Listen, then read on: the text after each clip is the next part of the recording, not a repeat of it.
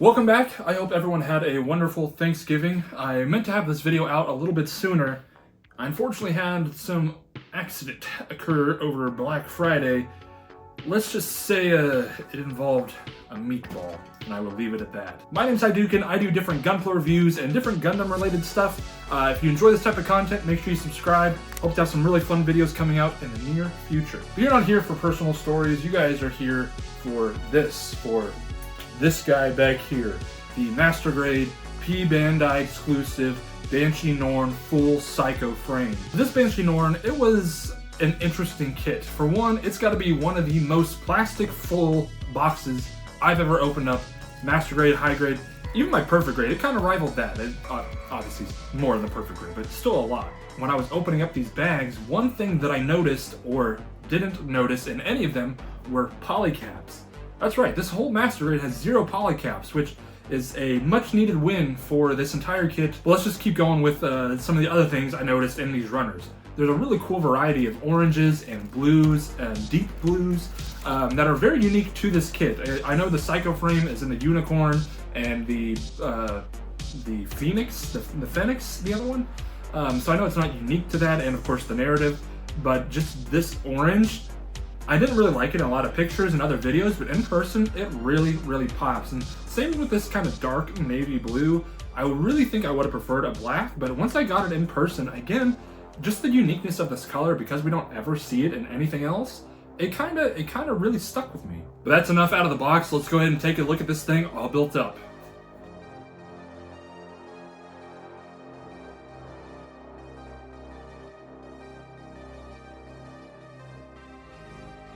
Now I gotta say, straight out of the box, this thing does look phenomenal, albeit it took a lot of work, blood, sweat, and tears to get there. Starting off with the build side of it, this thing is so intricate. I typically like to get some footage of the filming, but because this was just had so many small parts to create the average piece that a Master Grade would do in like 1 or 2 pieces, this kit would do in about 5 or 6 pieces. Part of that is obviously because of the transformation into the full Psycho frame version, because so many pieces like in the chest and the leg unit, it was not the best build in terms of just pure enjoyment. The build itself is pretty rock sturdy before you transform it, and that does make the build enjoyable in that aspect. You know, you're not having pieces falling off on you whenever you're building them up together. That being said, this kit is from 2012, so there are some interesting choices for some of the connection for some of the joints.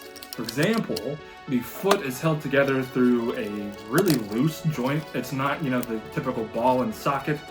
For most Master Grade feet, especially around that time, it's some weird clips that kind of go together to allow the foot to transform as well. Because especially when the kit is transformed, I feel like it's a lot of weight being put on some really delicate joints. It's holding up fine for the most part, but especially when I have the shield hooked up to it, this thing is hefty and it likes to lean. So I don't know if maybe some joint strengthening would help with that, or if this guy is just going to be doomed to a little bit of this. I don't know, I keep mentioning small pieces, but you can even see it on the kit where you see all these extra detail. It really does shine. For as frustrating as it is, it does help give this thing a really unique and detailed silhouette compared to just about any other Master Grade I have, even my newer ones. But overall, in terms of just building this thing, not so bad. If you pay attention, you won't have a bad time. That bad time, at least for me, came during the actual transformation, but we'll get to that here in a bit. As far as the overall kit, just looking at it, it is a tall Master Grade. Like, it's tall by Master Grade standards. It completely dwarfs my Granddaddy Gundam. All the wing kits, of course, are a little smaller. The wing kits are nearly at the waist of this guy, just with how huge the legs are. I know it's kind of mid-air UC, so those suits did typically tend to be a bit larger, but it is nice having a larger Master Grade, especially since I've been building those wing kits as of late. I will say you do definitely need to watch out for mold lines all over this, because it is a older, darker plastic. They're going to be all over the place. It's just going to need some nice sanding and sponging down. Not the worst thing in the world, but definitely something to be considerate of. Another thing to be on the lookout for is the amount of color correcting stickers. I didn't even use all of them on this, but there are quite a few, especially on the shield and some of the waist unit accessory colors. I'm really not that offended by those, kind of typical for anything from that era. What I really hate is the fact that there is a sticker up on the headpiece of this guy. I hate that. The head, besides, you know, any weaponry, is going to be one of the most noticeable parts about a kit. And it's one of those stickers that's three-dimensional, goes on over multiple spots of one piece. Will never look good no matter how great you are at putting on stickers. That's something you definitely want to do some painting to color correct that. And then as far as accessories, you're gonna get this, there's probably a name for the shield that I'm blanking on, but it's a really cool, really large shield. And the beam rifle, I think it has a different name, but a nice rifle as well that has a really cool effect part along with it. The shield, even though it is really cool, I'm not the biggest fan of on how it connects to the arm, because it only has one slot connector into a piece on the arm. That piece of the arm is only held on with another clip. So this is probably one of the most flimsiest joints in the entire thing, holding one of the heaviest pieces, or the heaviest piece of this entire kit. It does not stay on at all. You have to do some real finagling, it has to be slightly adjusted, too much weight, and it pops off. Not a big fan of that. As far as articulation goes, you're getting a decent amount. As far as the arms, they're going to do your full range of movements that you can expect, full 360 at the shoulder, and then a nice about 90-degree bend at the elbow. The wrists can do their whole spin. The head is a little locked by the collar around it. You're not going to get too much movement, especially whenever it's in Banshee mode, when it's in Norn.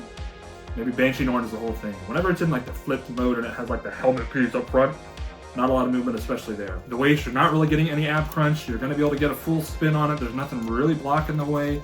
As far as legs, this is where it can be a little disappointing. Up at the top of the thigh, you're going to be able to move it pretty much all the way forward and pretty much most of the way back. The skirting does get in the way a little bit. Where the real hassle comes in is down at the knee. None of the joints in this are very typical. And at the knee, instead you're getting this bend that really only allows for a 90-degree bend at the knee. Kind of disappointing. So in terms of action poses, it's going to be a little bit limited. And now the fun part, the transformation. I got bad news for you. I'm not doing it again. I transformed it in this short here. It's linked down below if you want to watch it. That sucked ass. I broke like 4 pieces off of it during the transformation, and I have not broken a piece off a kit in a long time. Some parts of the transformation want you to be forceful, like with the chest, while other pieces you have to be more dental. While other pieces you have to be more gentle with, like down at the knee, and it is just not a good time at all. It doesn't help that some of the pieces are really strict together, so even if you're supposed to be gentle, you have to have a little bit of force, and that's where I had some of my issues.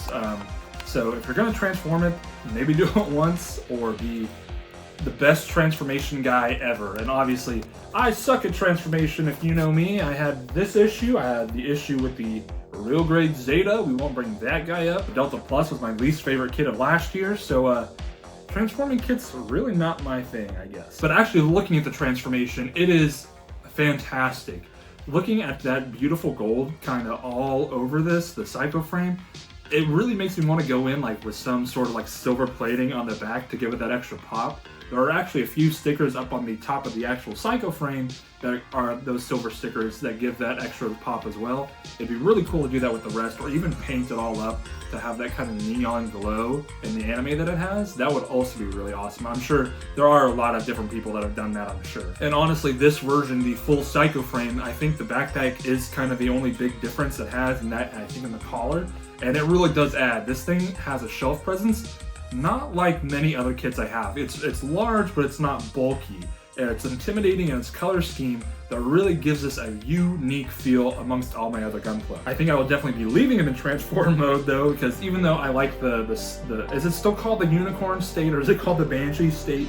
Whenever it's all down, whatever it is, the non-Psycho frame part, that's cool as well. It's a bit more sleek, a bit more under the radar, but I don't like it enough to transform it back into that. So would I recommend this kit? It's tough, because again, I like the way it looks. I know it can be a little pricey if you can even find it at all, but I know that this is pretty much identical to just the original Master Grade. I don't know, if you feel like you can deal with finicky transformations, this might be the guy for you.